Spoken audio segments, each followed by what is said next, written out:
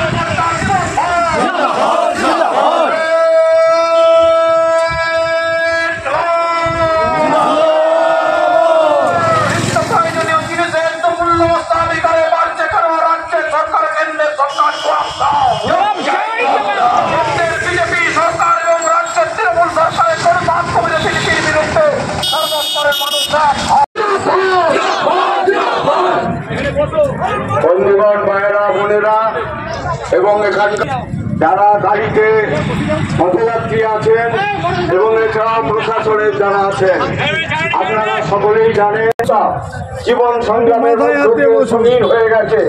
তাই আজকে আমাদের এই লড়াই আন্দোলনের পথে নামতে হয়েছে। আমরা আন্দোলন করি পরিচালনা করছেন আমাদের রাজপ্রাদেশিক কৃষক সভার অন্যতম নেতা এবং আমাদের জেলা পশ্চিম মেদিনীপুরের সারা ভারত কৃষক সভার সভাপতি শ্রদ্ধেয় কমরেড সুভাষ দে উপস্থিত আছেন। আমাদের জেলা এবং রাজ্যের সংযুক্ত কিষাণ মোর্চার অন্যতম নেতা শ্রদ্ধেয় কমরেড সুনীল অধিকারী সহ বিভিন্ন গণসংগঠনের নেতৃবৃন্দ। আমি আপনাদের সকলকে অভিনন্দন জানিয়ে বলছি যে এখন এই আজকের কর্মসূচিকে পরিচালনা